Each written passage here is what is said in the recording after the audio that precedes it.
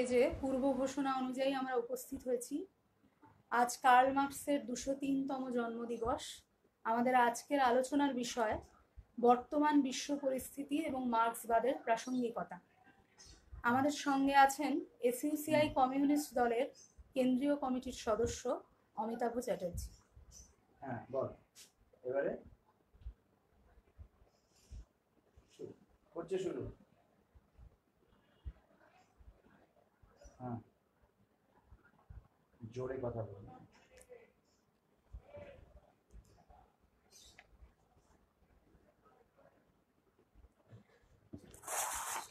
নমস্কার, আন্দোলনের সংবাদ পেজে আপনাদের সবাইকে স্বাগত। পূর্ব ঘোষণা অনুযায়ী আজ আমরা উপস্থিত হয়েছি। আমাদের আজকের আলোচনার বিষয় বর্তমান বিশ্ব পরিস্থিতি এবং মার্ক্সবাদের প্রাসঙ্গিকতা। আমাদের সঙ্গে রয়েছেন এসইউসিআই কমিউনিস্ট দলের কেন্দ্রীয় কমিটির সদস্য অমিতাভ চ্যাটার্জি। অমিতাভ বাবু, আপনাকে ধন্যবাদ আমাদের সাথে থাকার জন্য। নমস্কার। আজ কার্ল মার্কসের 203তম জন্মদিবস। প্রথমেই যে প্রশ্নটা আন্দোলনের সংবাদের পক্ষ থেকে আপনার কাছে রাখতে চাই, আজ এই 2020 সালে দাঁড়িয়ে, আজকের পৃথিবীতে দাঁড়িয়ে মার্কসের চিন্তার প্রাসঙ্গিকতা কোথায়, বা আজকের দিনে আমরা মার্কসকে স্মরণ করব কেন? প্রথম কথা বলি, বাস্তব ক্ষেত্রে একটা মজার জিনিস ঘটছে। যারা কয়েকদিন আগেও বা কিছুকাল আগেও মার্ক্সবাদকে নস্যাৎ করে দিয়েছিল, মার্ক্সের চিন্তা এই যুগে আর চলবে না, অন্য কোনো পথ, অন্য কোনো উপায় খুঁজতে হবে বলেছিল, মজার জিনিস হচ্ছে বর্তমান বিশ্ব পরিস্থিতিতে, শুধু ভারতবর্ষ নয়, সমগ্র বিশ্ব পরিস্থিতিতে তাদের মুখেই আবার নতুন কথা আসছে, নতুন ভাব আসছে, মার্ক্সবাদের কথা আসছে। যদিও মানে তাদের স্বভাবসিদ্ধ শ্রেণীচিন্তার সীমাবদ্ধতার জন্য এবং মার্ক্সবাদকে ঠিকভাবে উপলব্ধি করতে না পারার জন্য, বা একটা মার্ক্সবাদ বিরোধিতা আজন্ম লালন পালন করার জন্য অন্তরে মার্ক্সবাদকেও কিছু বদলে নিতে হবে, মার্ক্সবাদকে কিছু মডার্নাইজ করতে হবে, সমাজতন্ত্রের ধারণাকে কিছু পাল্টাতে হবে, সোভিয়েত সমাজতন্ত্রের মডেল দিয়ে চলবে না, ইত্যাদি নানান কথা তারা বলছে। কিন্তু মজা এই কারণে বললাম, তাদের বাস্তব পরিস্থিতির আঘাতে আবার মার্ক্সবাদের কথা বলতে হচ্ছে, আবার মার্ক্সবাদের কথা ভাবতে হচ্ছে। তবে কি মার্ক্সই ঠিক ছিলেন, এই কথা হাসতে হচ্ছে। তাহলে মার্ক্সবাদ প্রাসঙ্গিক তো বটেই। এই প্রাসঙ্গিকতা প্রসঙ্গে একটা কথা আমি বলি। সেটা হচ্ছে, মার্ক্সবাদ একটা দর্শন, মানে বিষয়কে, ঘটনাকে, দৃশ্যকে দেখার, এই দেখার শব্দটার মধ্যেই আছে বিচার করার একটা মানদণ্ড, একটা বিচারধারা, যেটাকে আমরা বলি বা আমরা বলি না, এটি ইতিহাসে প্রতিষ্ঠিত, যেটা একটা বিজ্ঞানসম্মত বিচারধারা। এখন এই বিচারধারা যখনই বিশেষ বিশেষ কোনো পরিস্থিতি আসবে, এই প্রশ্নটা আসে। কিন্তু এই বিচারধারা যবে থেকে মার্ক্সবাদ এসছে মানব সভ্যতায়, তবে থেকেই তা প্রাসঙ্গিক। তার প্রাসঙ্গিকতা সবসময়, প্রতি মুহূর্তে, প্রতিটি ঘটনার ক্ষেত্রেই তা প্রাসঙ্গিক। যখনই আপনি আমি কোনো ঘটনা, কোনো মানুষ, কোনো সমাজের বিষয় হোক, ব্যক্তি জীবন হোক, অন্য যাই হোক, এই সমাজের মধ্যে বিচার করতে যাব, তখনই কোন বিচারধারা দিয়ে বিচার করব, এই কথাটা আসবেই। আর আসলেই একমাত্র বিজ্ঞানসম্মত বিচারধারা মার্ক্সবাদ। ফলে তাকে আমাদের ব্যবহার করতে হবে। এই যে আমি কথাটা বললাম, প্রথমে আমার একটা কথা বলে নেওয়া উচিত। মার্ক্সবাদের প্রাসঙ্গিকতা নিয়ে আজকে আলোচনা করতে বসে আপনারা আমাকে বলেছেন, ডেকেছেন, আমি করছি।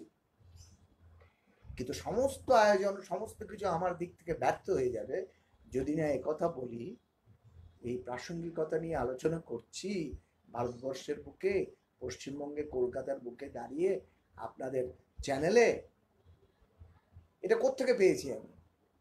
যতটুকু যা বলবো তার মধ্যে ঠিক ভুল মিলিয়ে দেখে বিচার করে নেবেন। এই সবটাই পেয়েছি কিন্তু আমার শিক্ষক শিবদাস ঘোষের চিন্তাধারা থেকে। বর্তমান বিশ্ব পরিস্থিতিতে মার্ক্সবাদের প্রাসঙ্গিকতা নিয়ে পরে আবার আসবো আপনার কাছে। এখন একটা কথা বলি, যে আপনি বললেন যে কিছুকাল আগেও মার্ক্সের চিন্তার প্রতি যারা সেইভাবে আকৃষ্ট ছিলেন না বা ভুল মনে করতেন, তাদেরকেও এখন ফিরতে হচ্ছে। আমরা তো বহু বছর ধরেই দেখি লন্ডনে যে মার্কসের সমাধি, সেখানে মানুষ টিকিট কেটে দেখতে যান, বা লেনিন মুসোলিয়ামেও যান, যদিও আজকে আমাদের আলোচনার বিষয় লেনিন, মার্কস। আমি আপনার কাছে যেটা জিজ্ঞেস করবো, এই যে হাজার হাজার মানুষ যাচ্ছেন প্রতি বছর দেখছেন, এটা কি আপনার মনে হয় একটা ভ্রমণ বা তীর্থ দর্শনের মতো ব্যাপার, নাকি মার্কসের সমাধি দেখতে যাওয়ার পিছনে মানুষের অন্য কোনো আবেগ বা আকর্ষণ আজও কাজ করে? দেখুন, প্রথম কথা, আমি দুটোর কোনোটাতেই যাইনি। দুটোর কোনোটাতেই আমি মানুষবাদের কোনো না কোনো এক ধরনের উপলব্ধি থেকে যান এ কথা বলা যায় না। লেনিন, মার্কস এই নামগুলো মানব সভ্যতার ইতিহাসে খোদাই করা হয়ে গেছে।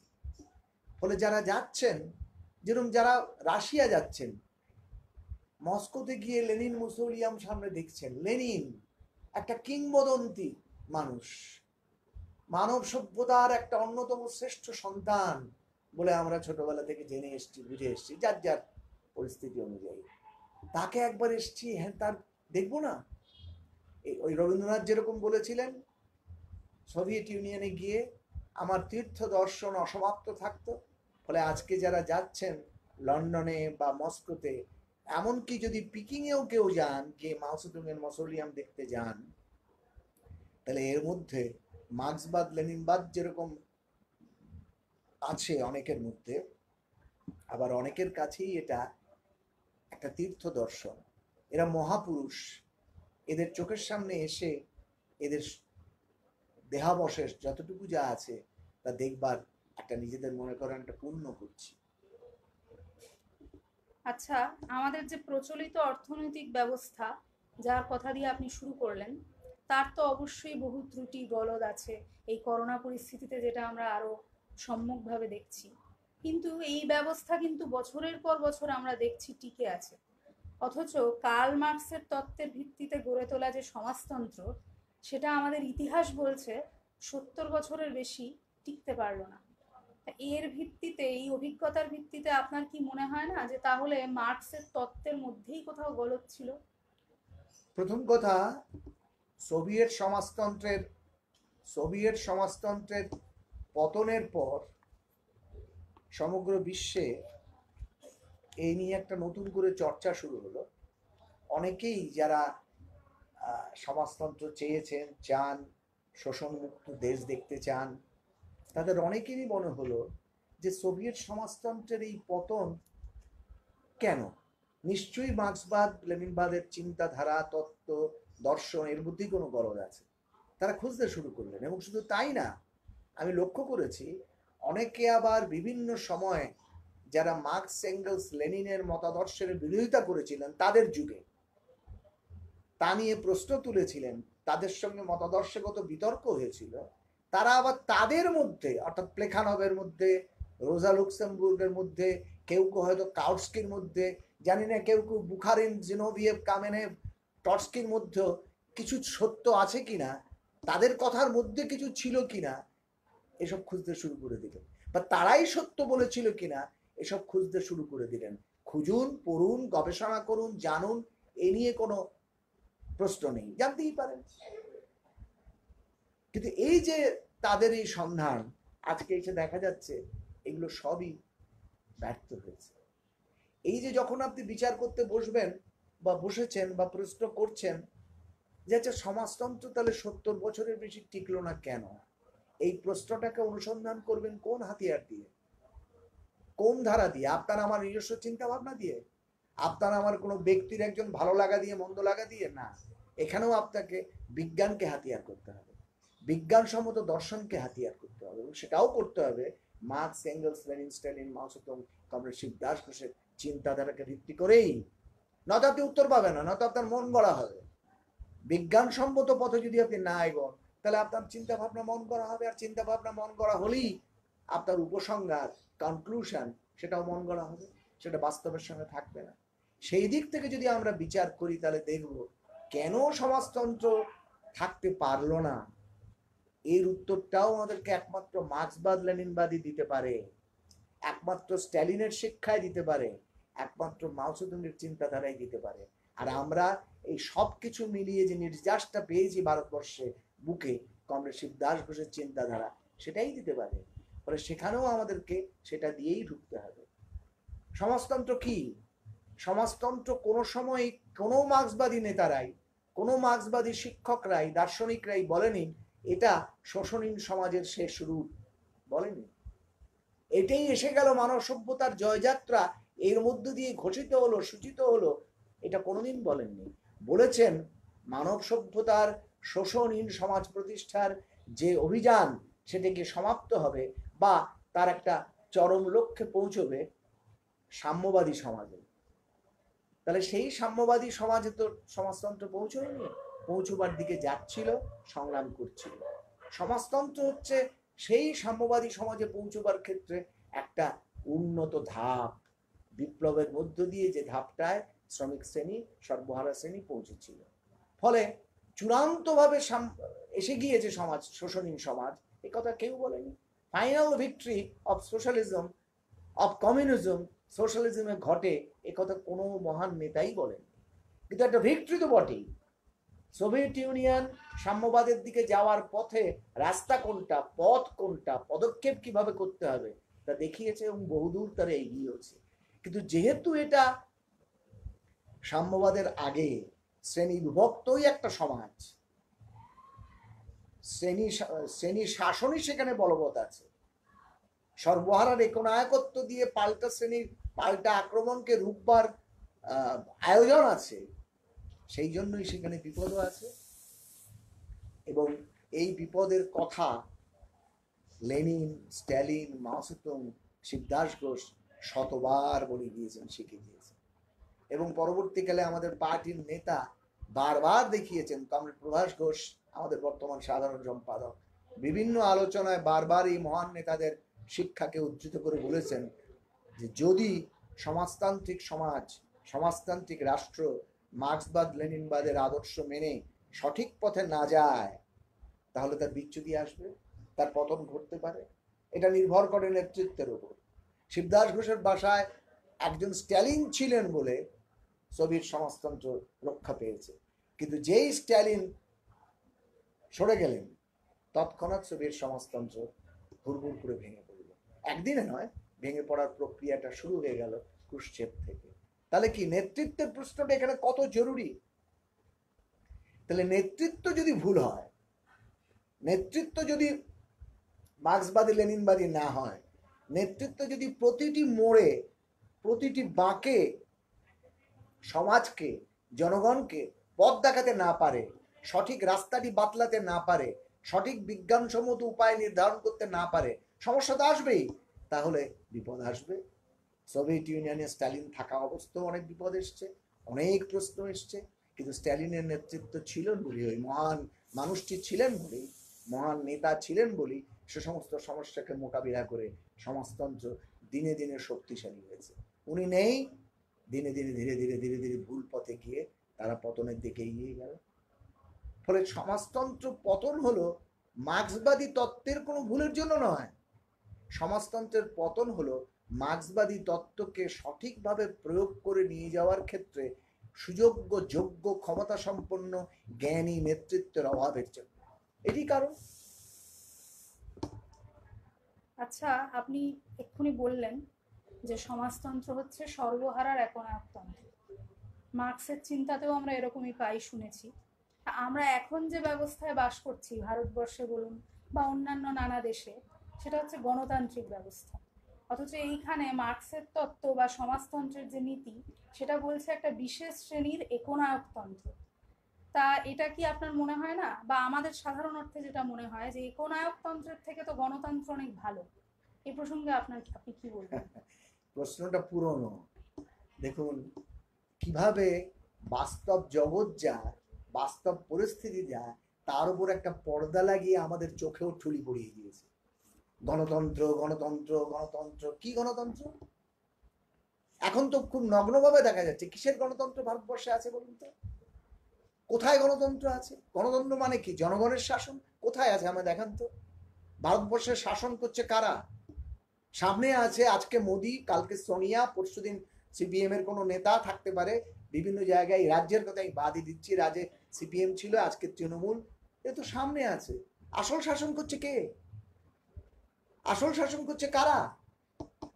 বেরিয়ে আসছে ভারতবর্ষের সমস্ত সম্পদের ৭৭% দখল করেছে 1% মানুষ, আর মাত্র 23% দখল করে আছে বাকি 99% মানুষ। তাহলে দেশটা কাদের? গণতন্ত্র, গণতন্ত্র, গণতন্ত্র। আসলে যেটা আড়ালে রাখা হয়, যেটা সামনে আনা হয় না, যেটা মার্ক্সবাদ একেবারে চুল চেরে বিশ্লেষণ করে দেখিয়েছিল, আজকে যে অবস্থায় আমরা আছি সেটা পুঁজিপতিদের একনায়কত্ব, ডিক্টেটরশিপ অফ দি ক্যাপিটালিস্ট, এটা একনায়কত্ব। এবং সেই একনায়কত্বটা হচ্ছে পুঁজিপতিদের, একচেটিয়া পুঁজিপতিদের, লুটেরাদের, সাধারণ ভাষায় চোরদের, ডাকাতদের, যারা শ্রমশক্তিকে হরণ করে চুরি করে সম্পদের পাহাড় বানিয়ে চলছে। আর আপনার সাধারণ মানুষ এই তো দেখছেন এই করোনা পরিস্থিতিতে গোটা দেশে ৮০ কোটি মানুষ নিরন্ন বুভুক্ষ, রাস্তায় তারা ঘুরছে, তাদের খাওয়ার নেই, শেল্টার নেই। কোনো একটা পুঁজিপতির গায়ে আঁচড় পড়েছে? তারা হিসাব করছে প্রফিট তাদের কমবে কত, কি করে সেই প্রফিটগুলোকে তারা নিয়ে আসবে। আর এই যে রাস্তায় বুভুক্ষ মানুষ, এরাই তো সংখ্যায় বেশি, দেশটা কিন্তু তাদের না। দেশটা যদি তাদের হতো তাহলে এইভাবে কুকুর বিড়ালের মতো রাস্তায় এই হাজার হাজার লক্ষ লক্ষ মানুষ সন্তান কোলে নিয়ে, স্ত্রীকে সঙ্গে নিয়ে, স্বামীকে সঙ্গে নিয়ে রাস্তায় না খেতে পেয়ে ধুকতে ধুকতে মরতো। কিসের গণতন্ত্র? সেই গণতন্ত্র এইটাই আমাদের চোখে ঠুলি গড়িয়ে রেখেছে। এটা ডিক্টেটরশিপ, এটা একনায়কত্ব। এবং সেই একনায়কত্ব বুর্জোয়াদের একনায়কত্ব, পুঁজিপতিদের একনায়কত্ব, মালিক শ্রেণীর একনায়কত্ব আছেই। মার্ক্সবাদ বলছে এই একনায়কত্বকে সরিয়ে যদি একনায়কত্বহীন কোনো বিশেষ শ্রেণীর কোনো শ্রেণীরই একনায়কত্ব থাকবে না, যথার্থ অর্থেই একনায়কত্বহীন একটা সমাজ আনতে হয়, যেটা সাম্যবাদী সমাজ, তাহলে বুর্জোয়াদের একনায়কত্বকে সরাতে সর্বহারা যারা এই এতদিন এই একনায়কত্বের অধীনে থেকে পিষ্ট হয়েছে, দলিত হয়েছে, নিরন্ন বুভুক্ষ হয়ে রাস্তার ধারে কুকুর বেড়াল জন্তুর মতো মরেছে, কিন্তু কোনো দাবি করতে পারেনি, কোনো অধিকার যাদের প্রতিষ্ঠা হয়, সেই যে দেশের সংখ্যা গরিষ্ঠ মেহনতি মানুষ, তাদের একনায়কত্ব চাই। তাদের একনায়কত্ব ছাড়া এই যে মুষ্টিমেয় যারা সম্পদ লুট করে ক্ষমতার শীর্ষে বসে আছে, একনায়কত্ব চালাচ্ছে, তাদের একনায়কত্বকে দূর করা যাবে না। এবং তাদের একনায়কত্ব সমাজের রন্ধ্রে রন্ধ্রে আপনার আমার মনে যে বিষ ঢুকিয়ে দিয়েছে এতদিন ধরে, অভ্যাসের বিষ, চিন্তার বিষ, সেই বিষগুলোকে বের করে নিয়ে এসে সমাজের বুকে ফেলে তাকে নির্মূল করা যাবে না। সেই জন্যই একটা একনায়কত্ব চাই। এতদিন বুর্জোয়া শ্রেণীর একনায়কত্ব শত শত হাজার হাজার বছর ধরে চলছে, সেই একনায়কত্বকে সরিয়ে যদি আমাদের একনায়কত্বহীন, শ্রেণীহীন, শ্রেণী শোষণহীন সমাজ ব্যবস্থা আনতে হয়, তাহলে সেই পর্যায়ে যাওয়ার জন্য আরেকটা একনায়কত্বের দরকার পড়বে। রিয়ালিটি, এটা বাস্তব, এটা অস্বীকার করার উপায় নেই। সেই একনায়কত্বটা মুষ্টিমের সংখ্যাগরিষ্ঠের উপরে একনায়কত্ব নয়। আপনি সোভিয়েত সমাজতন্ত্রে দেখুন না, সেখানে সর্বহারা শ্রেণী একনায়কত্ব ছিল। সেই একনায়কত্বে মানুষের অবস্থা কি দাঁড়িয়েছিল পড়ুন, ইতিহাস পড়ুন, বই পড়ুন। কমিউনিস্টদের বই পড়তে হবে না, আপনারা ইউরোপ, ভারতবর্ষের রবীন্দ্রনাথ পড়ুন, রাশিয়ার চিঠি পড়ুন, একনায়কত্বে কি হয়েছে সেখানে মানুষের।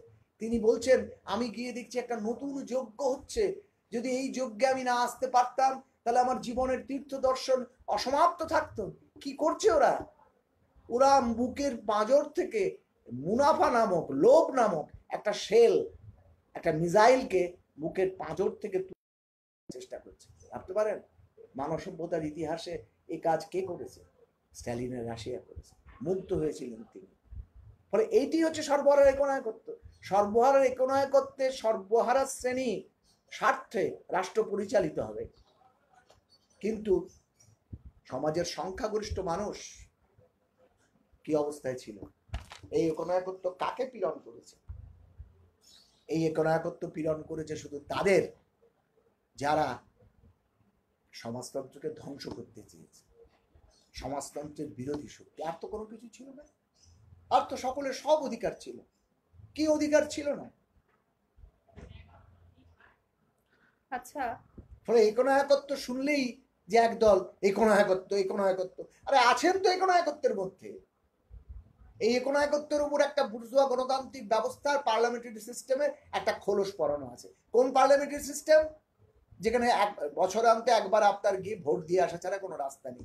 তাও সেই ভোট আপনি যাকে দিলেন তার বাক্সে পড়ছে কিনা, আপনি যাকে চাইছেন তার পক্ষে যাচ্ছে কিনা, মেশিন ম্যানিপুলেট করে দেওয়া হচ্ছে কিনা, গুন্ডা এসে আপনাকে ভোট দিতে দেবে কিনা, আপনার গরিব পাড়ায় গিয়ে টাকা ছড়িয়ে, কি গণতন্ত্র? এই যে মোদিরা মধ্যপ্রদেশের সরকারকে কংগ্রেসের এমএলএদের টাকা দিয়ে কিনে নিল, এই গণতন্ত্র? এই তো গণতন্ত্র। আচ্ছা, আপনি বলছেন সর্বহারার একনায়কত্বের কথা এবং কার্ল মার্কস এবং সমাজতন্ত্রের মধ্যে দিয়ে শোষণহীন মুক্ত সমাজ, বৈষম্যহীন সমাজের কথা। অথচ এই অভিযোগটা বারবার উঠেছে যে সমাজতান্ত্রিক দেশগুলোতে কিন্তু ব্যক্তির অধিকার, ব্যক্তির স্বাধীনতা, মুক্ত চিন্তা এইগুলোকে খর্ব করা হয়েছে, আঘাত করা হয়েছে, এরকম একটা অভিযোগ কিন্তু শোনা যায়। তাহলে এইটা কি স্ববিরোধিতা? আপনি এটাকে কিভাবে ব্যাখ্যা করবেন? আপনি একজন যুবতী, ভারতবর্ষের যুব সমাজের প্রতিনিধি বলেই ধরে নেব। লেখাপড়া শিখেছেন, লেখাপড়া জানেন, লেখাপড়া শিখেছেন, লেখাপড়া জানেন, শিক্ষিত। পড়ুন, ভালো করে ইতিহাস চর্চা করুন, অপরের মুখে ঝাল খাবেন না, বুর্জোয়াদের প্রচারের শিকার হবেন না। আপনারা যুবশক্তি, ভবিষ্যৎ আপনাদের হাতে। আপনারা পড়াশোনা করুন, আপনারা জানুন কোন ব্যক্তির স্বাধীনতা সোভিয়েত ইউনিয়ন হরণ করা হয়েছিল। ব্যক্তির কোন অধিকার ছিল না, কোন অধিকার ছিল না। আপনার এখানে কি অধিকার আছে? ওখানে শ্রমিক শ্রেণীর দলের লোক ছাড়া, শ্রমিক শ্রেণীর ঘরের লোক ছাড়া নির্বাচনে দাঁড়াতেই পারত না। ওখানে নির্বাচনে দাঁড়ানোর পর এখনকার মতন আজীবনের জন্য আসন নিশ্চিত হয়ে যেত না। জনগণ চাইলে তাদেরকে ফিরিয়ে আনতে পারত। আরো কত কিছু ছিল, এগুলো জানুন। অপরের মুখে ঝাল খাবেন কেন? কোন এক সলজেনিসিন, তাকে দেখিয়ে গোটা বিশ্বকে ওটা বোঝায় ব্যক্তির স্বাধীনতা হরণ করা হয়েছে। আপনার এখানে ব্যক্তির স্বাধীনতা আছে? আপনার আছে? এই তো কিছুদিন আগেই যদি আপনি রাস্তায় দাঁড়িয়ে আপনি শাসকদের বিরুদ্ধে বলতে পারবেন, মিছিল করতে পারবেন, অবরোধ করতে পারবেন, বিক্ষোভ দেখাতে পারবেন। এই তো পশ্চিমবঙ্গে মুখ্যমন্ত্রীর বিরুদ্ধে প্রতিবাদ করায়, বিদ্রুপ করে কিছু বলায় তাকে অ্যারেস্ট করে নিয়ে চলে গেল। মোদির বিরুদ্ধে, শাসকদের বিরুদ্ধে কিছু বলতে পারবেন? শাসন ব্যবস্থার বিরুদ্ধে কিছু বলতে পারবেন? তার বিরুদ্ধেই তো সিডিশনের চার্জ নিয়ে এলো, ব্রিটিশ সাম্রাজ্যবাদের যুগে চালু করা। তাহলে কোথায়? বুর্জোয়ারা ততক্ষণ পর্যন্ত আপনাকে গণতন্ত্র এবং প্রতিবাদ করার অধিকার দেয় যতক্ষণ পর্যন্ত তার আসনকে ধাক্কা না দেয়। যেই ধাক্কা দেবে হিংস্র রূপ বেরিয়ে আসছে। অর্থাৎ আপনি বলছেন এই ব্যক্তির স্বাধীনতা খর্ব করা, ব্যক্তির অধিকার খর্ব করা, এটা হচ্ছে অপপ্রচার। হ্যাঁ, ব্যক্তির কোন স্বাধীনতা? আমি বলতে, যেটা একটু ভালো করে বোঝা যাচ্ছে, ব্যক্তির স্বাধীনতা, স্বাধীনতা কথাটাই অ্যাবসলিউট না, নির্বিশেষ না। কিন্তু মুশকিল হচ্ছে বুর্জোয়ারা প্রচার করে করে করে করে করে করে করে করে স্বাধীনতাটাকে একটা অ্যাবসলিউট ধারণা করে দিয়েছে। মার্ক্সবাদীরা স্বাধীনতাকেও শ্রেণী দৃষ্টিভঙ্গির ভিত্তিতে বিচার করে। কার স্বাধীনতা? কিসের স্বাধীনতা? কোন স্বাধীনতা? কি উদ্দেশ্যে স্বাধীনতা? এগুলো বাদ দিয়ে যদি আমি বিচার করি, তাহলে আপনি কি স্বাধীন বলে যা খুশি তাই করতে পারেন? নাই, পারেন না। একটাই ছিল কন্ডিশন, তা হচ্ছে কি, ইতিহাসের গতিপথে বিজ্ঞানসম্মতভাবে প্রতিষ্ঠিত এবং প্রমাণিত যে সমাজতন্ত্র হচ্ছে পুঁজিবাদী শোষণ ব্যবস্থার থেকে উন্নত স্তর, মানুষের মুক্তির দিকে, মানুষের কল্যাণের দিকে একটা অগ্রবর্তী স্তর। আপনি সেই অগ্রবর্তী স্তরের বিরুদ্ধে কাজ করতে পারেন না। আপনি চাইতে পারেন না যে আবার সেই পুঁজিবাদী শোষণ ব্যবস্থাকে ফিরিয়ে আনা হোক, নানান কথা বলে, নানান চিন্তার আড়ালে, প্রগতির আড়ালে আপনি তা বলতে পারেন। যদি এখন আপনার দেশে প্রগতির আড়ালে আবার বলা হয় যে ব্রিটিশ শাসন ব্যবস্থা ফিরিয়ে আনা হোক, যদি বলা হয় সেই সামন্ত রাজাদের শাসন ফিরিয়ে আনা হোক, মানুষ মানবে? মানা উচিত হবে। এই জায়গাটা একমাত্র ছিল যে সমাজতন্ত্র যেহেতু বিজ্ঞানসম্মতভাবে, ইতিহাসসম্মতভাবে অগ্রবর্তী সমাজের স্তর, বলে এর বিরুদ্ধাচরণ করা চলবে, একে আঘাত হানা চলবে। বাকি সবকিছু অধিকার ছিল, কি ছিল না। এখন বলতে গেলে সোভিয়েত সোশ্যালিজমের আমরা যতটুকু ক্ষুদ্র জানি শেষ হয়ে যাবে, মানে প্রচুর চলবে, এত সময় তো আপনাদের নেই। আচ্ছা অমিতাভবাবু, এটা যেহেতু আমাদের ফেসবুক লাইভ হচ্ছে, দর্শকদের কাছ থেকেও কিছু প্রশ্ন আমরা পাচ্ছি।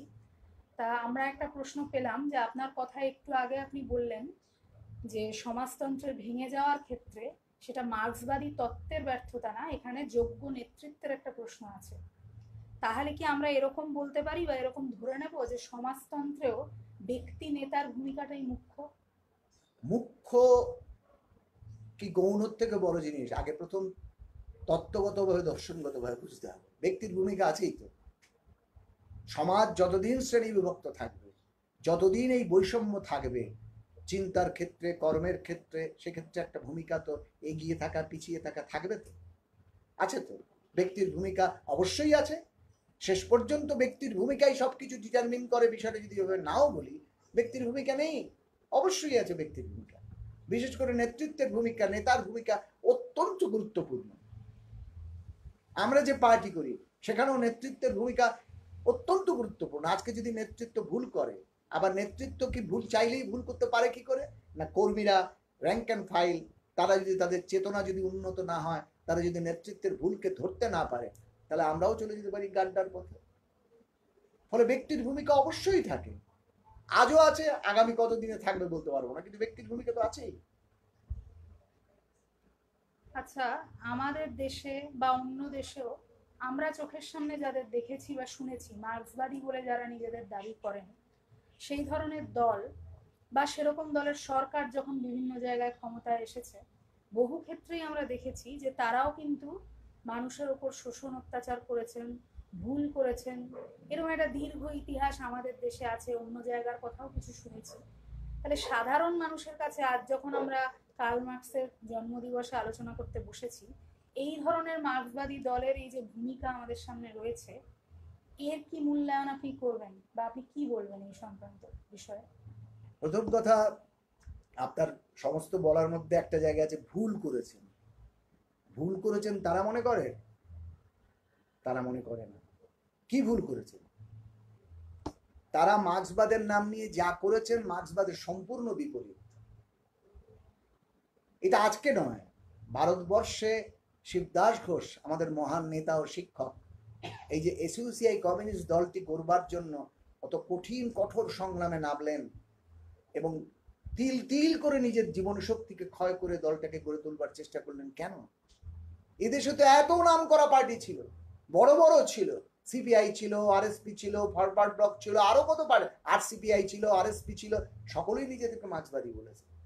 তাহলে উনি কেন আবার আলাদা করে আরেকটি দল গঠন করতে গেলেন? এই প্রশ্নটা তার সামনে উত্থাপিত হয়েছিল, বারবার উত্থাপিত হয়েছিল, এবং তিনি ভেঙে ভেঙে তার জবাব দিয়ে গেছেন। আপনারা যদি কেন এসইউসিআই কমিউনিস্ট ভারতবর্ষের মাটিতে একমাত্র সাম্যবাদী দল বইটি পড়েন, তাহলে দেখবেন সেখানে এই প্রশ্নের উত্তর তিনি ভেঙে ভেঙে ভেঙে ভেঙে দিয়ে গেছেন, যে কেন আমি করতে এলাম।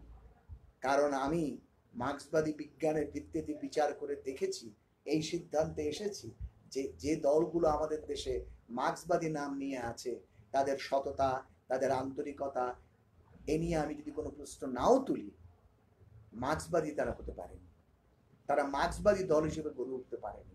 তাদের চিন্তা ভাবনা কর্মে মার্ক্সবাদ ছিল না। তারা মার্ক্সবাদের নামে যা চর্চা করেছে সেটা মার্ক্সবাদ বিরোধী। আজই আগাগোড়া তার ইতিহাস, সেই ইতিহাসের মধ্যে আমি এখন ঢুকছি না, কিন্তু যবে থেকে তাদের জন্ম আপনি যদি বিচার করে দেখবেন প্রত্যেকটা ক্ষেত্রে সেটাকে কেউ ভুল বলেছে, কিন্তু এই ভুলগুলো কেন ঘটেছে? ভুল করতে পারে না এটা পয়েন্ট না, ভুল সবাই করতে পারে, যারাই কাজ করবে ভুল করতে পারে, কিন্তু লেনিনের শিক্ষা শুধু ভুল করেছি বললে হবে না। ভুলটার চরিত্র কি, এই ভুলটার বেসিক ক্যারেক্টার কি, সেইটাকে বিচার করতে পেরেছো, এবং সেই ক্যারেক্টারের ভিত্তিতে কেন তোমার ভুল হলো সেই বিশ্লেষণ করতে পেরেছো, তবে তো তুমি ভবিষ্যতে সঠিক পদক্ষেপ করবে। শুধু ভুল করেছি বলতে পারো তুমি, আমরা শিশুদের ক্ষেত্রে মাফ করে দিই, কিন্তু এইসব দলের ক্ষেত্রে তো সেটা চলে না। তাহলে তাদের ভুলটার চরিত্র কি? যদি ইতিহাস বিচার করে, এই জন্যই বলছি আপনারা যুবতী, আগামী দিনে ভবিষ্যৎ আপনারা এইভাবে বিচার করুন, গবেষণা করুন, পড়ুন, যে এসইউসিআই কমিউনিস্ট যে বলছে এদের মার্ক্সবাদী নয়, কেন বলছে, কোন বিজ্ঞানসম্মত বিশ্লেষণের ভিত্তিতে বলছে, আপনারা পড়ুন। আপনারা পড়ুন কমরেড শিবদাস ঘোষের কেন এসইউসিআই ভারতবর্ষের মাটিতে একমাত্র সাম্যবাদী দল। আপনারা পড়ুন পরবর্তীকালে আমাদের বিপ্লবী নেতা কমরেড নিহার মুখার্জি, বর্তমানে সাধারণ সম্পাদক কমরেড প্রভাস ঘোষ, তাদের যে সমস্ত আলোচনা আমরা বের করতে পেরেছি সেগুলো পড়ুন, দেখুন। আমরা প্রত্যেকটি জায়গায় ভারতবর্ষের বুকে এই মার্ক্সবাদী নামধারী দলগুলোর কার্যকলাপ, ভূমিকা, বক্তব্যকে চিরে চিরে বিশ্লেষণ করেছি, এবং আমরা আহ্বান করেছি তাদের, আসুন প্রকাশ্যে বিতর্ক হোক, মতাদর্শগত সমালোচনা হোক, মতাদর্শগত সমালোচনার মধ্যে দিয়ে ঠিক বেঠিক জনগণ বুঝে নিক। তারা আসেন, কিন্তু আছে তো। অর্থাৎ আপনি বলছেন মার্ক্সবাদী বলে দাবি করা দল যথার্থ মার্ক্সবাদী কিনা এটাও মানুষকে বিচার করে দেখতে হবে। অবশ্যই শিবদাস ঘোষের এখানে একটা মস্ত বড় শিক্ষা আছে। শিবদাস ঘোষ বলছেন, আমাদের নেতা শিক্ষক, যে কি করে বুঝবেন একটা দল মার্ক্সবাদী কি মার্ক্সবাদী নয়? বলছেন তত্ত্ব দিয়ে যিনি বুঝতে পারেন তিনি তো পারেন, তত্ত্ব দিয়ে তো সবাই বুঝতে পারবেন না, তাহলে কি দিয়ে বুঝবেন? বুঝবেন সেই দলের নেতা কর্মীদের আচরণ দিয়ে। বলছেন মার্ক্সবাদ একটা জীবন দর্শন, তাহলে মার্ক্সবাদী যারা বলবে তারা জীবনে, ব্যক্তিগত জীবনে, আচারে আচরণে মার্ক্সবাদী দর্শনকে, মার্ক্সবাদী নীতি নৈতিকতাকে মেনে চলছে কিনা, তাদের জীবনটা কেমন। বাইরের বক্তৃতা মঞ্চ এখানে বেঁধে দিলে বক্তৃতায় আমি ফাটিয়ে দিতে পারি, যে কেউ ফাটিয়ে দিতে পারে, জ্বালাময় ভাষণ দিতে পারি, কিন্তু ঘরে আসার পর আমার লাইফটা কেমন, ঘরে আসার পর আমার জীবনটা কেমন, আমার দৃষ্টিভঙ্গি কেমন, আমার সন্তান সম্পর্কে দৃষ্টিভঙ্গি কেমন, আমার স্ত্রী পরিবার পুত্র সম্পর্কে দৃষ্টিভঙ্গি কেমন, আমার যে জীবন ঘরের মধ্যে আমি অতিবাহিত করি সেখানে আমার জীবন চর্চা কেমন, সেখানে মার্ক্সবাদ আছে? তাহলে মার্ক্সবাদটাকে শুধু বাইরে বক্তৃতা করার জন্য? ফলে এই কথাটা শেষ করিনি। ফলে শিবদাস ঘোষ বলছেন মার্ক্সবাদ যদি শিখতে হয়, আপনাদের মার্ক্সবাদী দলকে যদি বিচার করতে হয়, তাহলে যারা মার্ক্সবাদ লেনিনবাদকে ভিত্তি করে জীবন সংগ্রাম চালাচ্ছে এবং সেই জীবন সংগ্রাম চালাতে চালাতে কিছুটা অর্থ সফল হয়েছে, তাদের কাছেই শিখতে যাবেন। যে কেউ আপনাদের সঠিক মার্ক্সবাদ শিক্ষা দিতে পারবে না, এই কথাটা জনগণকে বুঝতে হবে। কারা বাইরে গরম বক্তৃতা করে ভেতরে পুঁজিপতিদের সঙ্গে আপোষ করছে, বাইরে গরম ভক্তি করে অন্যদের সঙ্গে পুঁজিপতিদের সঙ্গে আন্ডারহ্যান্ড ডিল করছে, কারা শোষিত মানুষের সংগ্রামকে দমন করছে, কারা শ্রমিক শ্রেণীর আন্দোলনকে দমন করছে, ধ্বংস করছে, আর কারা শ্রমিক শ্রেণীর স্বার্থকে এগিয়ে নিয়ে যাওয়ার জন্য দিচ্ছে, প্রাণ দিচ্ছে এবং সঠিক পথে, সেগুলো বিচার করতে হবে আপনাদের। এই বিচার করার দিকটা, সঠিক রাজনীতি বেছে নেওয়া, বিচার করা, গ্রহণ করার একটা বড় দায়িত্ব তো জনগণের থাকে তো। সেটা যদি আমরা করতে ব্যর্থ হই, তাহলে ব্যর্থতার ইতিহাস পর পর হবে। ভারতবর্ষের মানুষ স্বাধীনতা আন্দোলনে সুভাষ বোসকে চিনতে পারলো? সুভাষচন্দ্র বোসকে চিনতে পারেনি তো। এমনকি এই বাংলায় ক্ষুদিরামদেরও তো চিনতে পারেনি। তাহলে এই চিনতে না পারার দায় আমি জনগণের ঘাড়ে চাপাতে চাইছি না, কিন্তু চিনতে না পারার দায় একটা তো আমাদের আছে। ফলে এক্ষেত্রে আমার কোনো ভূমিকা নেই। আমার কি ভেতরে আকুতি আছে সমাজকে বদলাবার? আমার কি আকুতি আছে এই চতুর্দিকের পরিবেশ দেখে আমার মধ্যে কি ঘৃণা, বিরক্তি, রাগ জন্মায়? আমি কি চাই এই অবস্থার পরিবর্তন হোক? যদি চাই, তাহলে আমার উপর একটা দায়িত্ব বর্তায়। কোন পথে এটা সম্ভব? নিজের স্বার্থের কথা, ক্ষুদ্র স্বার্থ চিন্তা না করে সেটাকে খুঁজে বের করবার জন্য পাগলের মতো হন্য বের খোঁজা, সে দায় একটা তো থাকে, আপনাদের বিশেষ করে থাকে। আচ্ছা অমিতাভ বাবু, আমরা এই বর্তমান বিশ্ব পরিস্থিতি সংক্রান্ত প্রশ্নে যাব। তার আগে একজন দর্শক প্রশ্ন করেছেন, আপনার কথার মধ্যে এসছে আগে স্ট্যালিনের রাশিয়ার কথা। সময় আমাদের অল্প, তাও একটু জানতে চাইব। কাগজে পত্রে নানা প্রচার মাধ্যমে স্ট্যালিনের রাশিয়ার কথা আমরা প্রায়শই শুনি, আপনিও বলেছেন, কিন্তু আমরা মূলত শুনি নেতিবাচক অর্থে, নেগেটিভ অর্থে। এই ক্ষেত্রে আপনি কিছু বলবেন? মানে স্ট্যালিনের রাশিয়ার এই নেতিবাচক ভূমিকা আপনাদের সামনে আসে কেন, বা আমাদের সামনে আসে কেন, বা এটাকে আমরা কিভাবে দেখব? এভাবে দেখবেন সত্য দৃষ্টিতে। আগে থেকেই বলছি, সত্য কি তা খুঁজতে হবে আপনাদের। মহান স্ট্যালিন, লেনিন মারা গেলেন 1924 সালে। 1917 সালে বিপ্লব হলো, 7 বছর লেনিন বেঁচে ছিলেন এবং শেষ জীবনটা প্রায় 20-21 সাল থেকেই তিনি শয্যাশায়ী। সমগ্র পার্টি এবং রাষ্ট্রের দায় দায়িত্ব কাঁধে তুলে নিয়ে তাকে উন্নতির যে শিখরে পৌঁছে দিলেন যে মানুষটির নেতৃত্ব, যে মানুষটির নেতৃত্ব না থাকলে দ্বিতীয় বিশ্বযুদ্ধের ধ্বংসের হাত থেকে মানব সভ্যতা বাঁচত না, যার দিকে তাকিয়েছিলেন বিশ্বের সমস্ত মানবতাবাদীরা, আমাদের দেশের রবীন্দ্রনাথ পর্যন্ত, তার সম্পর্কে জানবার জন্য বইয়ের তো কোনো অভাব নেই। বিরুদ্ধবাদীদেরই বই পড়ুন না, এমনকি যারা স্ট্যালিনের নীতির বিরোধিতা করেছেন তাদের বই পড়ুন না। এইসব ছারপোকা মার্কা লোকেদের নয়, ইঁদুর মার্কা লোকেদের নয়, যারা কিচ্ছু জানে না, কিচ্ছু বোঝে না, যাদের জীবনে কোনো আদর্শবাদ নেই, বিরোধী, কিন্তু বিরোধিতাও করছে একটা আদর্শ থেকে। ভুল হতে পারে সেটা, কিন্তু তার মধ্যেও কিছু আদর্শ আছে, কিছু নৈতিকতা আছে। তাদের বইপত্র পড়ুন, তাদের কাছ থেকে জানুন। অর্থাৎ আপনি বলছেন আজকে লেনিনের সার্ধ শতবর্ষে দাঁড়িয়ে লেনিনকে যদি শ্রদ্ধা জানাতে চাই, স্ট্যালিনকে জানতে হবেই। অবশ্যই। লেনিনকে গোটা বিশ্বকে চেনালো কে? লেনিন কি, লেনিনবাদ কি, লেনিনের চিন্তাধারা বলতে কি বোঝায়, সমগ্র বিশ্বকে চেনালো কে, জানালো কে, বোঝালো কে? সমগ্র বিশ্ব যে লেনিনের বই নিয়ে বিপ্লবী পার্টি গঠন করে বিপ্লব করবো বলে যে দেশে দেশে শ্রমিক শ্রেণী উঠে দাঁড়ালো, কার বই হাতে নিয়ে, কার শিক্ষা হাতে নিয়ে? স্ট্যালিন। লেনিনবাদ কি যদি কেউ জিজ্ঞেস করে, কার বক্তব্য আমরা উদ্ধৃত করি? স্ট্যালিন। লেনিনবাদ এই যুগের, মার্ক্সবাদ এটা কার কথা? লেনিনবাদ সর্বহারা বিপ্লব এবং সাম্রাজ্যবাদ ও সর্বহারা বিপ্লবের যুগের মার্ক্সবাদ এটা কার কথা, কার মূল্যায়ন, কে শিখিয়েছে গোটা বিশ্বের সর্বহারা শ্রেণীকে? মহান স্ট্যালিন। লাইফ কি, তার জীবন কি, কতটুকু জানে, কতটুকু জানায়? আচ্ছা অমিতাভ বাবু, আমরা একটু বিশ্ব পরিস্থিতির কথায় আসি। পুঁজিবাদী অর্থনীতির আজকের যে অবস্থা, যে কথা আমাদের আলোচনার শুরুতে এসেছিল, আপনিও বললেন যে গণতন্ত্র নেই, মুখ থুবড়ে পড়েছে, অনাহার, বেকারি, বৈষম্য, এর মার্ক্সবাদ সম্মত ব্যাখ্যা কি? আজ যেহেতু আমরা মার্ক্সকে স্মরণ করতে চাইছি। আরে পুঁজিবাদকে বুঝতে গেলে, পুঁজিবাদের এই হাল কেন এ বুঝতে গেলে মার্ক্সবাদ ছাড়া আর কোনো দর্শন আছে? আর কে চেনাবে?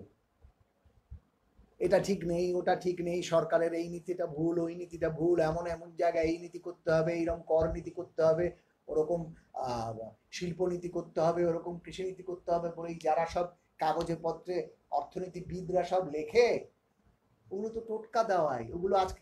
কিন্তু বেসিক জায়গা কোনটা, কেন আজকে এই পরিস্থিতি? দেখুন, সেদিন একজন শিক্ষক, তার একটি ভাষণ শুনছিলাম, শিক্ষকদের মাঝখানে গিয়ে তিনি শিক্ষক হিসেবে বলছিলেন, তিনি বলছিলেন, আমরা যখন ছোটবেলায় ভূগোল পড়ি তখন আপনারা শিক্ষকরা কি ছাত্রদের বোঝান, ছাত্রদেরকে এইভাবে পড়ান, দেখো ভারতবর্ষের এই ভূগোল, কি দেখছো? সম্পদ কোথাও কম আছে? কি দেখছো? নদী, নালা, পাহাড়, পর্বত, ইকোলজি, সমস্ত দিক থেকে শস্য শ্যামলা, সুজলা, সুফলা এ দেশ। তাহলে দেশে এত দারিদ্র কেন? এদেশে এই বঞ্চনা কেন? কেন অধিকাংশ সংখ্যাগুরু মানুষ না খেতে পেয়ে মরবে? কেন এত বেকারি? সম্পদ তো আছে দেশে, তাহলে কেন নেই, কেন এই অবস্থা? এই প্রশ্ন যদি আপনারা করেন তখন আপনাদের রুটে যেতে হবে, গভীরে একদম গোড়ায় যেতে হবে। গোড়ায় গেলেই দেখবেন যে আসলে এখানে যে উৎপাদন ব্যবস্থাটা চলে, শুধু এখানে বলে নয়, এখন সমগ্র বিশ্বে সেই উৎপাদন ব্যবস্থার মধ্যেই রয়েছে বৈষম্যের আসল বীজ, যেটা মার্ক্স দেখালেন। মার্ক্স এটা একটা পণ্য, এটা একটা কমোডিটি, এটা দিয়ে শুরু করলেন। এই কমোডিটিকে ধরে তিনি পৌঁছে গেলেন গোটা সমগ্র অর্থনৈতিক ব্যবস্থা, এবং দেখালেন যে সম্পদ সৃষ্টি করছে কে? লেবার, শ্রমশক্তি, লেবার পাওয়ার, কিন্তু সেই দুর্ভিক্ষের মধ্যে, সেই অনাহারের মধ্যে। একটা বই আছে লিওনটিয়েফের, আমাদের প্রথম দিকে সোভিয়েত পলিটিক্যাল ইকোনমি বলে, তাতে শুরুই হচ্ছে রাশিয়ার শ্রমিকের ছেলে জিজ্ঞেস করছে তার মাকে, মা আমাদের ঘরে আজ উনুন জ্বলেনি কেন? তো মা জবাব দিচ্ছেন, তোমার বাবার কাজ চলে গেছে, বাবা কয়লা খনির শ্রমিক, তোমার বাবার যে কাজ নেই তাই তার কোনো মজুরি নেই। কেন কাজ নেই? বলে এবার রাশিয়ায় সব থেকে বেশি কয়লা উৎপাদন হয়েছে। হ্যাঁ, কাজ নেই শুনলেই মনে হবে যেন তাহলে শ্রমিক উৎপাদনের সংকট। বলে সব থেকে বেশি কয়লা উৎপাদন হয়েছে, যদি বেশি উৎপাদন হয় শ্রমিকের কাজ যায়, যদি কম উৎপাদন হয় শ্রমিকের কাজ যায়। একটা অদ্ভুত ব্যবস্থা। ওভার প্রোডাকশন, শ্রমিককে ছাঁটাই করো, লেস প্রোডাকশন, শ্রমিককে ছাঁটাই করো, অত মজুরি দিতে পারবো না। এই যে গোড়ার জায়গাটা, এটা আপনাদেরকে বুঝতে হবে। কি দেখালেন মার্ক্স? বলছেন এই যে সম্পদ সৃষ্টি হচ্ছে, এই যে দেশের শতকরা সম্পদের ৭৭% আছে মুষ্টিমেয় ১% যে কি করে গেল? শ্রম করছেন আপনি, আমি, আরো এরকম কোটি কোটি মেহনতি মানুষ। তারা যা শ্রম করছে সেই অনুযায়ী তারা তাদের পারিশ্রমিক পাচ্ছে না। কোথায় যাচ্ছে? তাদের শ্রম আত্মসাৎ করছে মালিক শ্রেণী, যারা উৎপাদন যন্ত্রের মালিক। তাই বললেন এই সম্পদ আসছে শ্রমিককে তার প্রাপ্য মজুরি মর্যাদা মজুরি না দেওয়ার দ্বারা। এই সারপ্লাস ভ্যালু, এই মার্কস দেখালেন। সারপ্লাস ভ্যালু হচ্ছে unpaid labour of the workers. এই তো আসল জায়গা। এই আসল জায়গা থেকেই তো সংকট। আর এটা যতদিন যাবে এই আনপেইড লেবারের সংখ্যা দেশে বাড়তে থাকবে, তত তাদের মধ্যে দুর্ভিক্ষ। আপনি ভাবতে পারেন এক জায়গা থেকে স্ত্রী পুত্র পরিবার ফেলে রেখে অথবা স্ত্রী পুত্র পরিবারকে বগলে নিয়ে এই ভারতবর্ষেরই কোনায় কোনায় ছড়িয়ে পড়েছে কোটি কোটি মেহনতি খেটে খাওয়া মানুষ। ঘর নেই, বাসস্থান নেই, আশ্রয় নেই, কিচ্ছু নেই। তাদের সম্পদেই দেখুন আজকে কথা হচ্ছে, কাগজেই পড়ছি যে এই যে সমস্ত মাইগ্রেন্ট লেবারের যাদের বলা হচ্ছে, তারা যদি ফিরে আসে যে যার স্থানে, তাহলে এরপর যখন লকডাউন উঠে যাবে, যখন কল কারখানা নানান জিনিস কৃষি চলতে শুরু করবে, কাজ করবো কে? লোক কোথায়? শ্রমিক কোথায়? মজুর কোথায়? তাহলে এরাই কিন্তু সব, এদের উপর দাঁড়িয়েই কারখানা চলবে, কৃষি চলবে, সবকিছু চলবে। অথচ এরাই দেখুন কি দুর্ভিক্ষ দেখাচ্ছে। দিল্লির ফুটপাতে বসে আছে ক্যাজুয়াল লেবার, ঠিকা শ্রমিক, বলছে আমি রাতে যা রোজগার করি দিনে তাই দিয়ে আমার খাওয়ার চলে। আজকে রোজগার নেই, বলে আমি একটা দোকানে কাজ করি, আজকে রোজগার নেই, ফলে আমার খাদ্য নেই। তাহলে যা রোজগার করি রাতভর কাজ করে, তার থেকেই আমার দিনের বেলার খাওয়াটা জোটে, আমি খাওয়াটা বন্দোবস্ত করি। কাজ নেই, খাওয়া নেই। এরাই তাহলে সেই রবীন্দ্রনাথের ভাষায় সভ্যতার পিলসুচ, এদের উপরই সমস্ত ইমারত। অথচ এরাই দুঃখ নিরন্ন, রাস্তায় ঘুরে মরছে, ফুটপাতে মরে পড়ে থাকছে, পুলিশের লাঠি খাচ্ছে। এইটি তো আসল গোড়ায় গলদ। তাহলে যে ব্যবস্থা, যে শ্রম করে সম্পদ সৃষ্টি করছে, তাকেই নিরন্ন বুড়ুক্ষ রেখে দেয়, তাকেই রাস্তার ধারে পড়ে মরতে হয়, তার স্ত্রীপুত্রকে নিয়ে রাস্তায় মাইলের পর মাইল হেঁটে নিজের গ্রামে ফিরবার জন্য ছুটতে হয়। সে ব্যবস্থা কি করে কল্যাণ করতে পারে? সে ব্যবস্থা কি করে সংকটমুক্ত হতে পারে? হতে পারে না। এই যে করোনা ভাইরাস এইভাবে ছড়াতো যদি পুঁজিবাদী সাম্রাজ্যবাদীরা মানুষকে মানুষ বলে গণ্য করতো। আচ্ছা অমিতাভ, আমরা এই করোনা ভাইরাসের প্রসঙ্গে আসব। অর্থাৎ আপনি বলছেন আজকে যত ধরনের সংকট সাধারণ মানুষের জীবনে, সেটাকে বুঝতে গেলে, পুঁজিবাদী অর্থনীতির এই করুণ দশাকে বুঝতে গেলে মার্কসের তত্ত্ব আমাদের বুঝতেই হবে। মার্কসের তত্ত্ব মানে মার্কস দেখানোর জায়গাটা, হ্যাঁ মার্কসের তত্ত্ব বলুন, মার্কসের দেখানোর জায়গাটা বুঝতে হবে। আচ্ছা, একটা প্রশ্ন এসছে, যদিও রাশিয়ার প্রসঙ্গ থেকে আমরা চলে এসেছি, চীনের প্রসঙ্গ নিয়ে একটা প্রশ্ন এসছে যে এই সময় এই করোনা পরিস্থিতিকে কেন্দ্র করে বা তার আগে পরেও চীনকে সমালোচনা করে বামপন্থাকে, কমিউনিজমকে সমালোচনা করা হয় এবং চীনের কমিউনিজমকেও একটা কাঠগড়ায় তোলা হয়। এক্ষেত্রে কি বক্তব্য আপনার, বা এই ক্ষেত্রে একটু যদি আলোচনা করেন। প্রথম কথা, ওই কথাটাই ভুল। চীনের কমিউনিজম, চীনের শয়তানিটা হচ্ছে, আমি শয়তানি শব্দটা ব্যবহার করলাম, কিছু মনে করবেন না।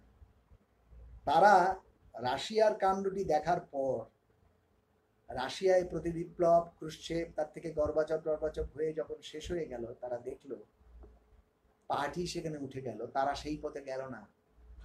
তারা কমিউনিস্ট পার্টি নামটা বাইরে টাঙিয়ে রাখলো, কারণ এই কমিউনিস্ট পার্টি সম্পর্কে ও দেশের মানুষের মাও সেতুংকে কেন্দ্র করে গভীর আবেগ। এ পার্টি আমাদের পার্টি, এ আমাদের স্বার্থে কাজ করে। এইটাকে, যেটা ভারত পশ্চিমবঙ্গে আপনি দেখেছেন, বামপন্থার প্রতি, লাল ঝান্ডার প্রতি মানুষের যে আকর্ষণ লড়াইয়ের মধ্যে দিয়ে গড়ে উঠেছিল, এদেশের তথাকথিত মার্ক্সবাদী পার্টি সেটাকে ব্যবহার করেছে ভোটের স্বার্থে, আজও করে চলেছে। আজও একটা বিরাট অংশের মানুষ, ছাত্র যুব সাধারণ মানুষ, যারা লাল ঝান্ডা, যারা বামপন্থার প্রতি আস্থা রাখেন, আবেগ নিয়ে চলেন, তারা বিভ্রান্ত হন এই লাল ঝান্ডা দেখে। চীনের পার্টিও ঠিক তাই। বাইরের খোলসটাকে রেখে দিয়েছে তার কমিউনিস্ট পার্টি। এ আরো ভয়ানক। এইটি সোশ্যাল ইম্পেরিয়ালিজম। বাইরে কমিউনিজমের ঝান্ডা, আর ভেতরে চূড়ান্ত রকমের শোষণ, নির্যাতন, অনাচার, অবিচার। চীন আজকে সোশ্যালিস্ট কে বলেছে? চীন আজকে সোশ্যালিজম থেকে পেছনে ফিরে পুঁজিবাদ ফিরিয়ে নিয়ে এসছে, শুধু ভুল। চীন আজকে একটা সাম্রাজ্যবাদী শক্তি, এবং এই সাম্রাজ্যবাদী শক্তি সে আজকে আমেরিকার সঙ্গে টক্কর লড়ছে। অনেকে মনে করে চীন দেখেছে আমেরিকার সঙ্গে কিরকম টক্কর লড়ছে মানেই চীন প্রগতি, সাম্রাজ্যবাদ আমেরিকা। আরে কি দিয়ে টক্কর লড়ছে? আজকে চীনের সঙ্গে আমেরিকার দ্বন্দ্ব সমাজতন্ত্র বনাম পুঁজিবাদ দ্বন্দ্ব নয়, জনগণ বনাম সাম্রাজ্যবাদের দ্বন্দ্ব নয়, এ দ্বন্দ্ব দুটো সাম্রাজ্যবাদী শক্তির দ্বন্দ্ব। একটা ডিক্লাইনিং মানে ক্ষীয়মান, আর একটা রাইজিং, এই তো দ্বন্দ্ব। এক সময় ব্রিটেনের সঙ্গে আমেরিকার যে দ্বন্দ্ব হয়েছিল দ্বিতীয় বিশ্বযুদ্ধের পূর্বে এবং পরে, আমেরিকা রাইজিং, ব্রিটিশ ডিক্লাইনিং। এখনো ঠিক তাই। চীন এখন সমগ্র বিশ্বে আধিপত্য বিস্তার করতে চাইছে। চীনের সমাজতন্ত্র কিসের সমাজতন্ত্র? চীনে কোথায়, কোন জায়গায় সমাজতন্ত্র? চীনের শোষণ কি জানা আছে? পড়ুন, সেখানেও বইপত্র পড়ুন ভালো করে। চীনের শ্রমিক শ্রেণীকে নিংড়ে নিয়ে চীনের ইমারত গড়ে উঠেছে। এই হচ্ছে চীন। কতটুকু প্রতিবাদ করবা, আন্দোলন করবা, বিরুদ্ধতা করবার জায়গা আছে? বাজার অর্থনীতি, হ্যাঁ, কাজ করো, পয়সা নাও, চলে যাও, চিপ লেবার। এই যে চীনে বিশ্বের সমস্ত মাল্টিন্যাশনাল বড় বড় সাম্রাজ্যবাদী পুঁজিকে যে টেনে নিয়ে গেলেন ডেং শিয়াওপিং, তথাকথিত এসইজেড, স্পেশাল ইকোনমিক জোন করে, ওটা কি? এসো, এখানে বুভুক্ষ শ্রমিক আছে, সামনে $1 ছুড়ে দিলেই তোমার পায়ে এসে পড়ে যাবে। এসো, এত চিপ লেবার, এত সস্তা শ্রমিক বিশ্বের কোথাও পাবে না। এসো, আমি ব্যবস্থা করে দিচ্ছি, যেমন খুশি লোটো, যেমন খুশি শোষণ করো, কেউ বাধা দেবে না, কারণ শ্রমিকদের সামনে আছে কমিউনিস্ট পার্টি, তারা নেতৃত্ব দিচ্ছে। এই করেছি রে। অর্থাৎ আপনি বলছেন কমিউনিজমের সুনামকে ব্যবহার করে তারা শোষণ কায়েম করেছেন, এবং এইটা দিয়ে কমিউনিজমকে বোঝা যাবে না। বোঝা যাবে না নয়, এটা চরম বিশ্বাসঘাতকতা, এটা চরম শয়তানি, এবং এটাই হচ্ছে সামাজিক সাম্রাজ্যবাদ, সোশ্যাল ইম্পিরিয়ালিজম। বাইরে প্রগতির গুলি, বাইরে কমিউনিজমের পতাকা, আর দেশের মধ্যে চূড়ান্ত শোষণমূলক পুঁজিবাদী ব্যবস্থা। আচ্ছা অমিতাভ বাবু, বাংলাদেশেও আজকে আমাদের এই লাইভ পৌঁছে যাচ্ছে, আনন্দের কথা। বাংলাদেশের একজন দর্শক একটা প্রশ্ন করেছেন যে এই করোনা মহামারীতে বা তার আগে থেকেই আমরা পুঁজিবাদের সংকট, মন্দা এগুলো দেখছি, শুনছি। এই মন্দা থেকে পরিত্রাণের জন্য এরপর আপনি এক্ষুনি বললেন যখন লকডাউন উঠে যাবে, এই সংকট কিছুটা হলেও, এই পরিস্থিতি থেকে আমরা বেরিয়ে আসব, তখন তো শ্রমিকদের ওপর শোষণ আরও বাড়বে।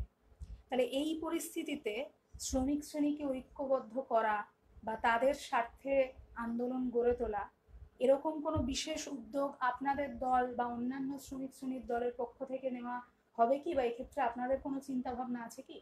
চিন্তা ভাবনা আছে মানে, আমাদের নেতা সাধারণ সম্পাদক কমরেড প্রভাস ঘোষ গত 24শে এপ্রিল আমাদের পার্টি প্রতিষ্ঠা দিবসে, বাইরের জনসভা আমরা করতে পারিনি, কিন্তু তিনি মুষ্টিমেয় কর্মীর সামনে যে বক্তব্য রেখেছেন, সেখানে তিনি এইটাকে 1 নম্বর এজেন্ডা রেখেছেন।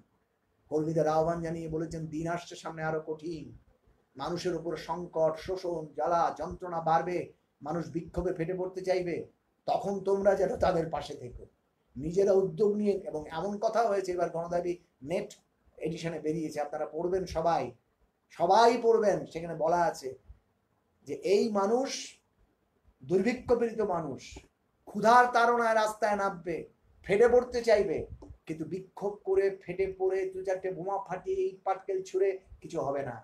তাদের এই আন্দোলনকে যদি সংগঠিত রূপ দিতে হয়, তবে পার্টি চাই, সংগঠক চাই, কমিউনিস্ট কর্মীদের চাই। আপনারা কাল বিলম্ব না করে ছুটে যাবেন। এই করোনা পিরিয়ডে আমাদের কমরেডরা বিভিন্ন জেলায়, বিভিন্ন এলাকায় যতটুকু যে পেরেছে, আমাদের ঘরের ছেলেমেয়েরা কি, তারা দরিদ্র, মধ্যবিত্ত, নিম্ন মধ্যবিত্ত ঘরের, তারা আশপাশের মানুষ থেকে টাকা পয়সা জোগাড় করে যেখানে যতটুকু পেরেছে মানুষকে ত্রাণ দেওয়ার চেষ্টা করেছে। কিন্তু এ তো ত্রাণ দিয়ে মুক্ত হওয়ার ব্যাপার নয়। বলছেন সব ঝাঁপিয়ে পড়ুন, এখন থেকে ঘরে ঘরে নিজেরা প্রস্তুতি নিন মানসিকভাবে, সেই সময় যেন এই শ্রমজীবী মানুষের পাশে আপনারা গিয়ে দাঁড়াতে পারেন। অন্য দলও যদি করে, আপনারা তাতে যোগ দেবেন। অন্য দল যদি আসতে চায় আপনাদের আন্দোলনে, আনবেন। মানুষকে ঐক্যবদ্ধ করে এর বিরুদ্ধে জোরদার সংগঠিত আন্দোলন গড়ে তোলবার জন্য এখন থেকেই মানসিকভাবে প্রস্তুত হন। কল তো দিয়ে রেখেছেন আমাদের নেতা। আচ্ছা, একটা প্রশ্ন, যদিও সমাজতন্ত্রের প্রসঙ্গে আলোচনা আমরা করেছি, তো এক দর্শক দীপ্তানি রয়, উনি একটা প্রশ্ন করেছেন যে রবীন্দ্রনাথের রাশিয়ার চিঠিতে যেরকম আপনি বললেন শ্রেষ্ঠ তীর্থক্ষেত্র, আবার রবীন্দ্রনাথের কথাতে এটাও পাই, উনি প্রশ্নটা করেছেন যে সব ছকে বাঁধা, ছকে বাঁধা না হলে সমাজতন্ত্র টিকবে না। এটা কি সঠিক, বা এই সম্পর্কে আপনি কি বলবেন? দেখুন,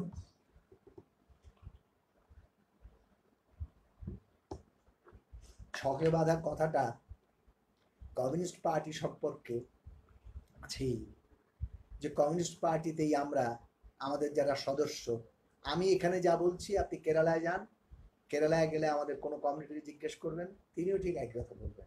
কেউ বলতে পারে দেখছো সমস্ত মগজ ধোলাই করে দিয়েছে, ছকে বাঁধা কথা বলে।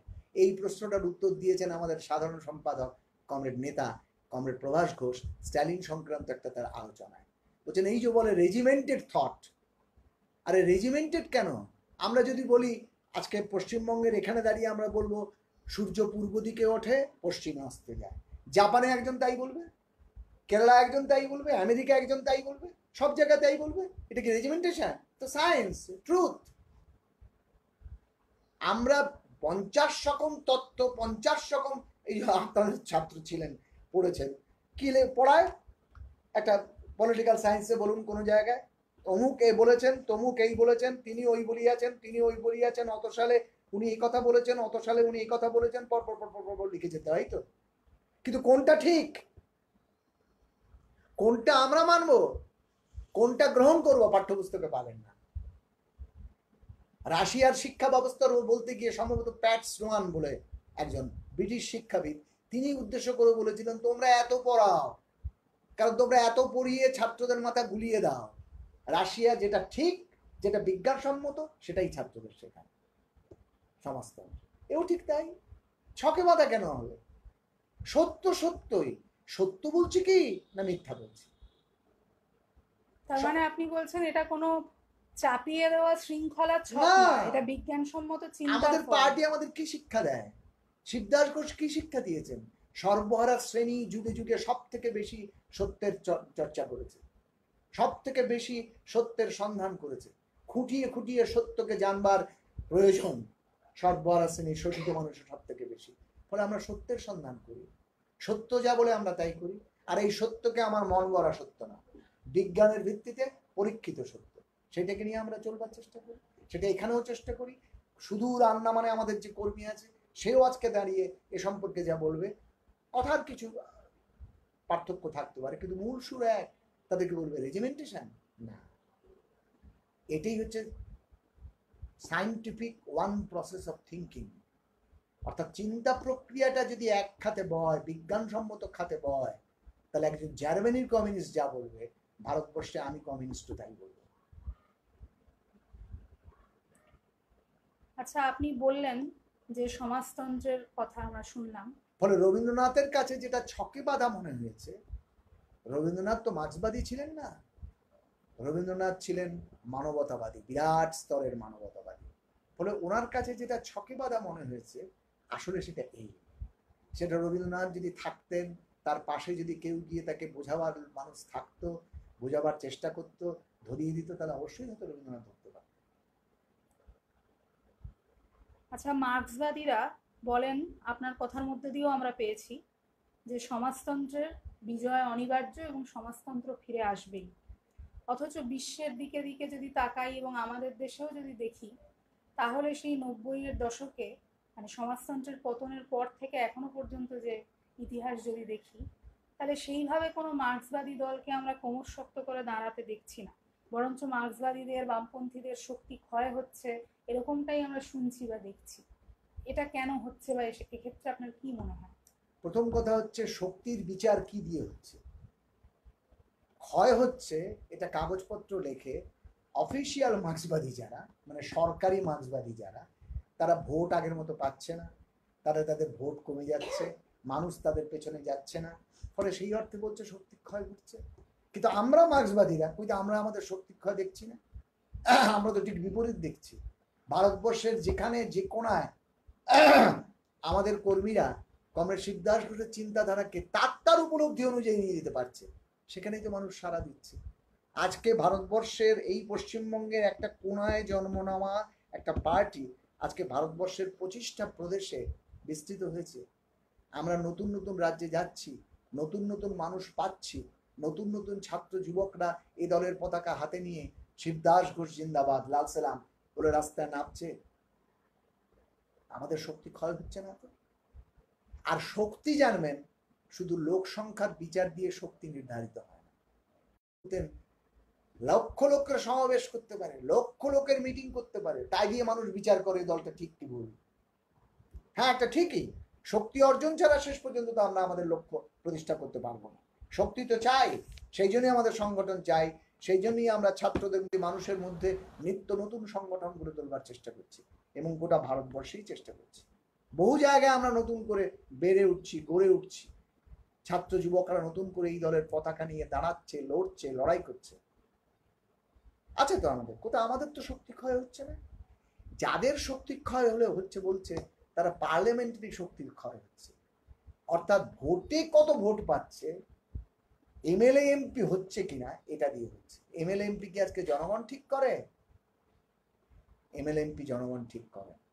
এমএলএ এমপি দিয়ে যারা একটা কমিউনিস্ট পার্টির শক্তি নির্ধারণ করতে যায়, তারা শেষ পর্যন্ত চিন্তাগত ক্ষেত্রে, বাস্তব ক্ষেত্রে গাড্ডায় পড়বেই।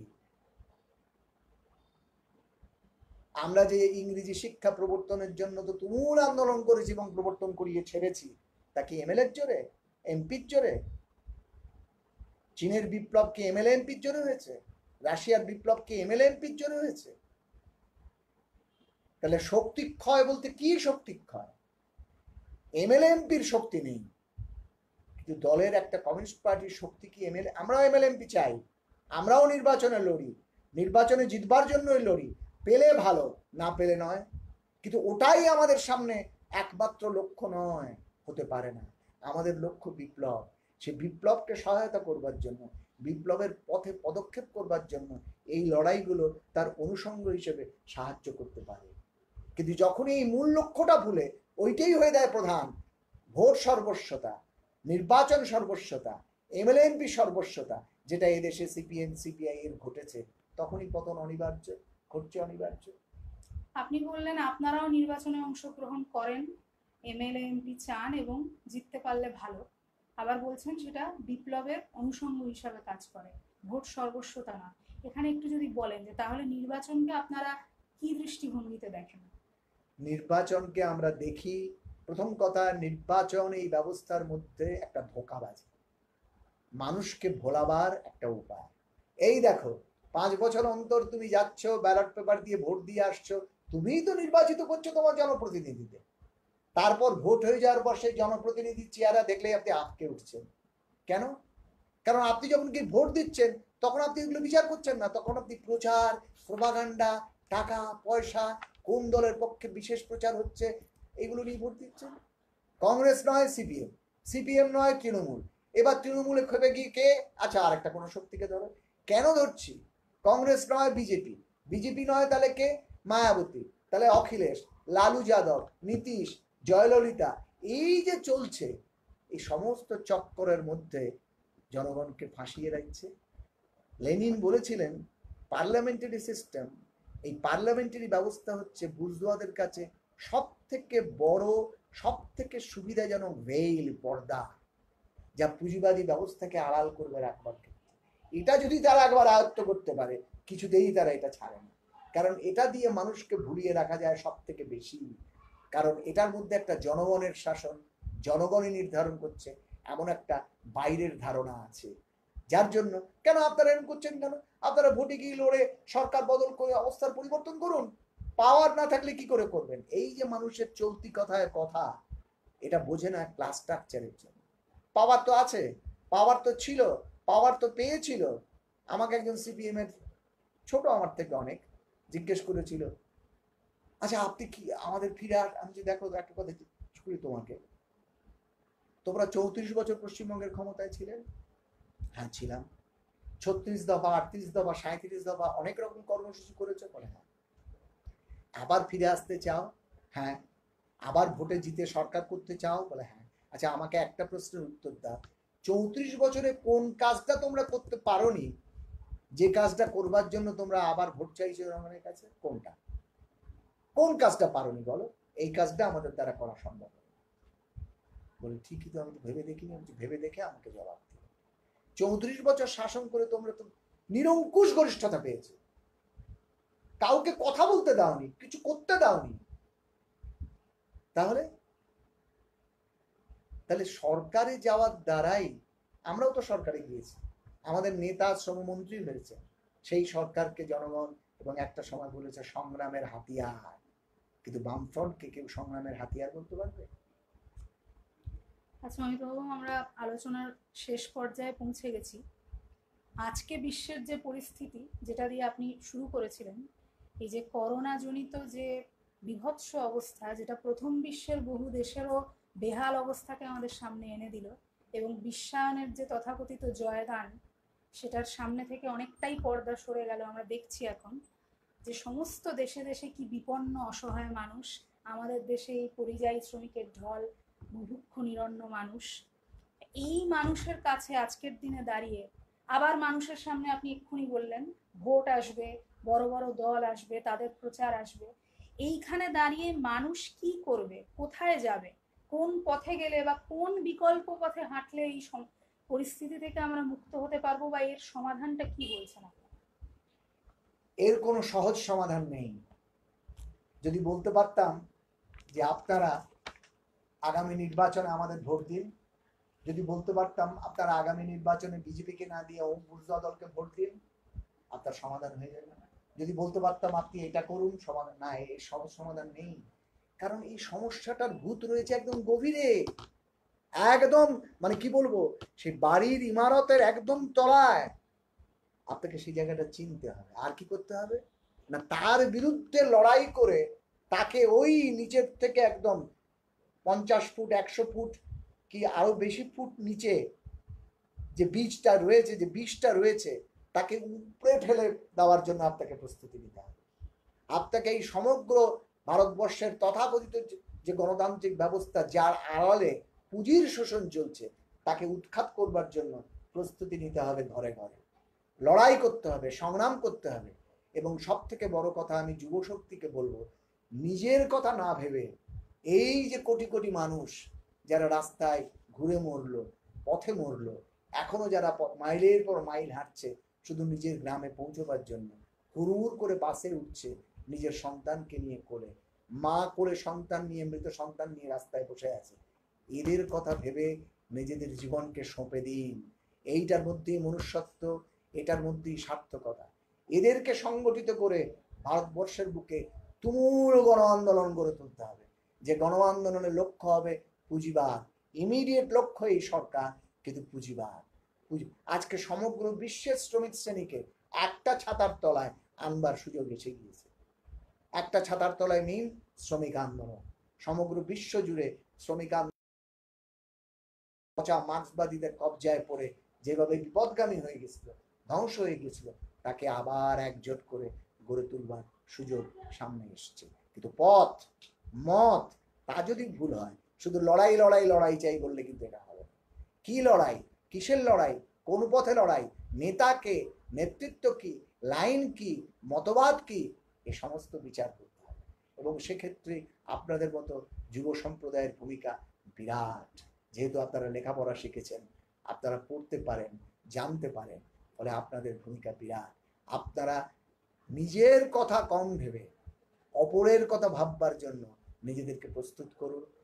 ভারতবর্ষের নিরন্ন গরিব মেহনতি মানুষগুলোর পাশে দাঁড়াবার জন্য ঘরে ঘরে নিজেদের তৈরি করুন, ঝাঁপিয়ে পড়বার জন্য। দেখবেন দেশের পরিস্থিতি, অবস্থা আমরা বদলাতে পারবো। আগামী দিনে এই অবস্থা বদলানো বা গণ আন্দোলন গড়ে তোলার ক্ষেত্রে বামপন্থীদের সামনে যদি যুক্ত হওয়ার প্রশ্ন আসে, আপনি বারবার বলছেন সংশোধনবাদের কথা, আমরাও দেখেছি বামপন্থীরা যে কথাটা মানুষ খুব বলেন, বামপন্থায় বিশ্বাসী মানুষই বলেন, দ্বিধা বিভক্ত, এক হতে পারছে না। আগামী দিনে এই করোনা পরবর্তী পরিস্থিতিতে যদি এক হওয়ার প্রশ্ন আসে, যুক্ত বামপন্থার প্রশ্ন আসে, সেক্ষেত্রে আপনারা? আমরা তো সবসময় চাই, এই কথাটা আমাদের ভুল যায়। আমরা যুক্ত বামপন্থী আন্দোলন চাই, চাই শুধু নয়, মনে প্রাণে চাই, কারণ সেটা প্রয়োজন। এটা আমাদের চাওয়া শুধুমাত্র আমাদের ভালো মানুষই বিষয় এরকম না, এটা একটা হিস্টোরিক্যাল, একটা ঐতিহাসিক প্রয়োজন, নেসেসিটি। কিন্তু কার সঙ্গে, কোন বামপন্থার সঙ্গে? যারা আন্দোলন চায় তাদের সঙ্গে তো।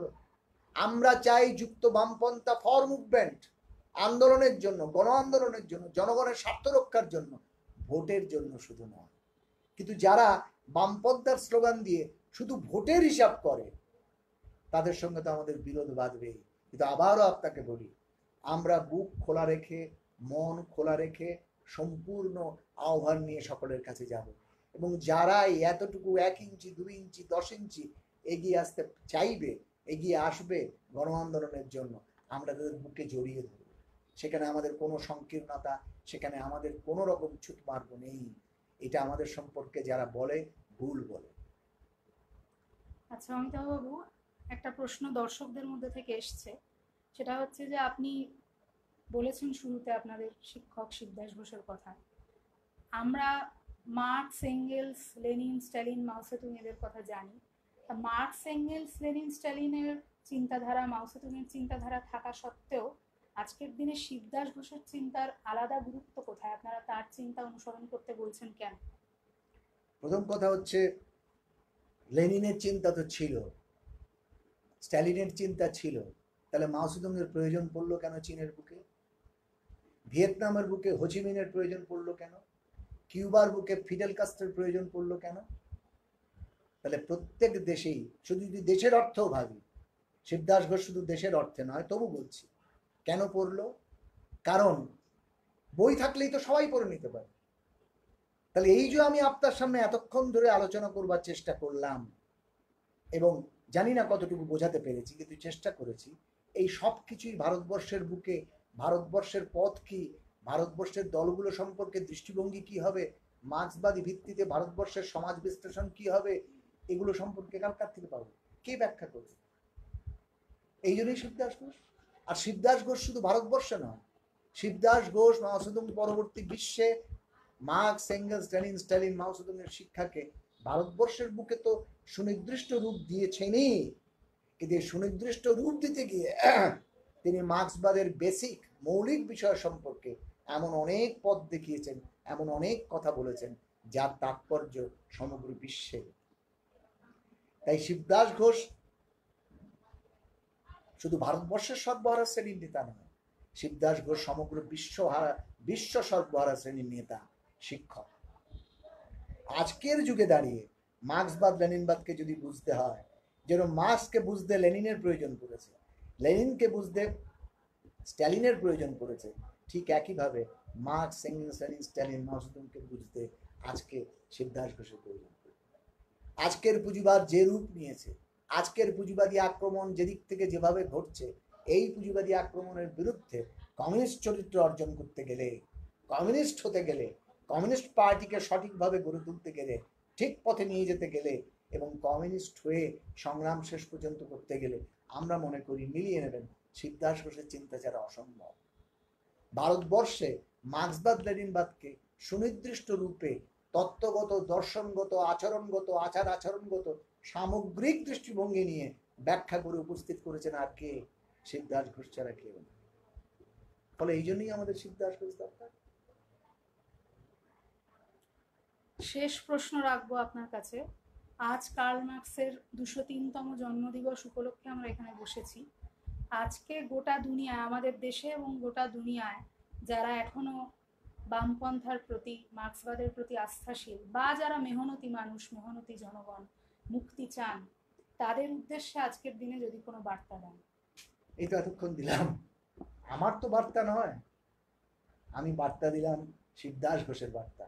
আমি বার্তা দিলাম আমাদের বর্তমান সাধারণ সম্পাদক শিবদাস ঘোষের পতাকা নিয়ে যিনি দলকে পথ দেখিয়ে চলেছেন, কমরেড প্রভাস ঘোষের বার্তা। সেই বার্তাই আমার বার্তা। আমার আবার নতুন বার্তা কি? যিনি আমাদের নেতা, যিনি আমাদের শিক্ষক, তার বার্তা আমি দিয়েছি, চেষ্টা করেছি আমার মতন বোঝার দিক থেকে, কোথাও ভুল করতে পারে।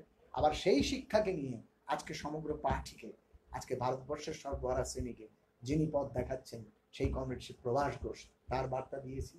তার বার্তা এসেছে 24 এপ্রিলে, সেই বার্তা তিনি দিয়েছেন, সেটাই তো বার্তা, সেটাই নিয়ে যাবে মানুষ। অনেক ধন্যবাদ। আজ আমরা শুনলাম আলোচনা। আজকের ফেসবুক লাইভ আমরা শেষ করব। আমাদের সঙ্গে ছিলেন এসইউসিআই কমিউনিস্ট দলের কেন্দ্রীয় কমিটির সদস্য অমিতাভ চ্যাটার্জি। অমিতাভ বাবু, আপনাকে অনেক ধন্যবাদ। আশা রাখি ভবিষ্যতেও আপনাদের দলের বক্তব্য এইভাবেই আমরা শুনতে পাবো। আপনাদেরকে অনেক ধন্যবাদ যে আজকের পরিস্থিতিতে দাঁড়িয়ে আপনারা এই ধরনের একটি বিষয় ভেবেছেন এবং সেই বিষয়ে আমাদের বক্তব্য এইভাবে জনগণের কাছে পৌঁছে দেওয়ার জন্য একটা অ্যাটেম্প নিয়েছেন। যুব সম্প্রদায়ের প্রতিনিধি হিসেবে আপনাকে বলবো, এই পথে, এই চিন্তায়, এই ভাবনায় জুড়ে থাকুন। জীবনের ছোট খাটো তুচ্ছ কামনা বাসনা লাভ লোভ এগুলোর ঊর্ধ্বে উঠে বিপ্লবের পতাকা ধরে এগিয়ে যান। ধন্যবাদ।